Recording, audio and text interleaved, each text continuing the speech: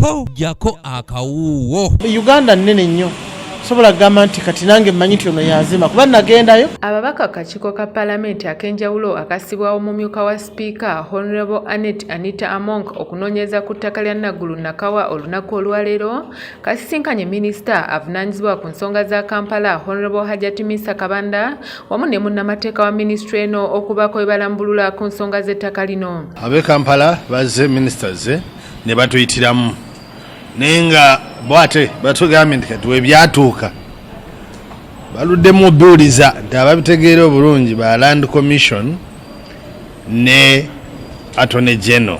Ettaka lino lyaliko abantu wabula ne basengulwako olw'abamusiga nsimbi okulikulaakulanya ng'aba kampuni ya OPEC eyali eyimiridde mu nkulaakulana eno n'okutuusa kati ensonga ezikikwatako zikyali mu kigoye w'ezinge. The PPA, it was a PPA not so, between the government and OPEC, Ministry of OPEC. It had the objective of establishing a satellite city, and it was you, KCCA, to approve that. Is that what is still obtaining now? If there was a change, was there approval? Abamu bagula no OPEC, abalala baweebwa president, abalala ba Land Commission, abalala bali awo ne tukyabinoonyereza nenga ekisooka buli muntu yenna ayinako ekyapa. Abaka batadde munnamateeka ono wamu ne minisita Kabanda ku nninga okubannyonnyola ku nsonga ez'enjawulo omuli ya pulaani ey'enkulaakulana eziri ku ttaka lino okunnyonnyolwa ebikwata ku kampuni ya OPEC Prime Properties okumanya ebikolerwa ku ttaka lino mu kaseera kano wa abantu abali ku ttaka lino gye bazzibwa ssaako n'ensonga endala. I want you to maybe tell this committee whether the plans of the third parties as approved by KCCA conformed to the ultra modern satellite city plan as it were from the beginning. And if the matter has never been discussed in cabinet, then what actually is happening?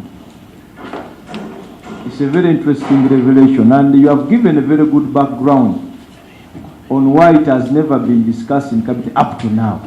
Twagala baleete obukakafu eri akakiiko nti emirimu egikolebwa ku ttaka giyina plan.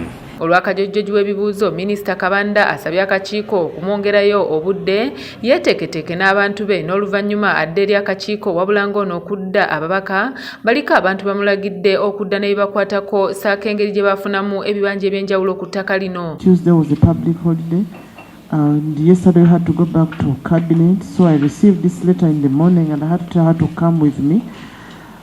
Just rang kcca people because I know I could not say I'm not coming to Parliament, but I think we are not ready to answer all the questions.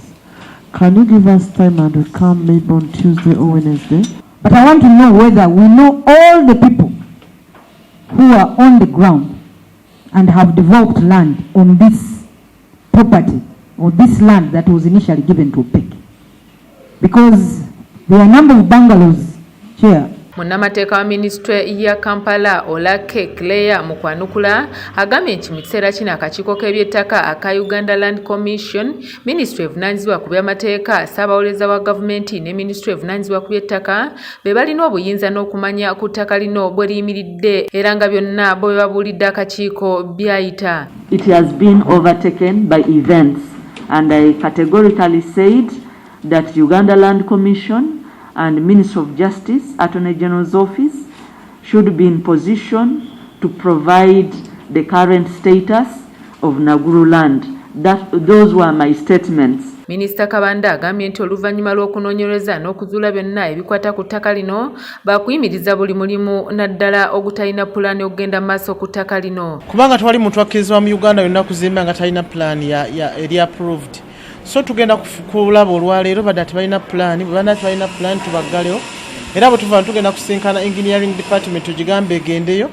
Bwe batalina pulaani then tubaggalewo basobole okuba nga bagenda bayita mu matendero emituufu ko ekyo butaba na plan kiri dangerous. Ettaka lya Naggulu Nakawa lisangibwa mu division y'e Nakawa nga liri wansi w'ekitongole eki Kampala Capital City Authority era nga kye kirina obuyinza okukakasa emirimu gyonna egikolerwako naani alituddeko nga kati ebibuuzo nkumu ebitunuulidde kcca olw'emivuyo egiri ku ttaka lino. Ndi Sarah Nandawula kula ABS TV Jakakawuwo. Ate abagana okumpa information eyo benasanga ku ground twagenda ne state minister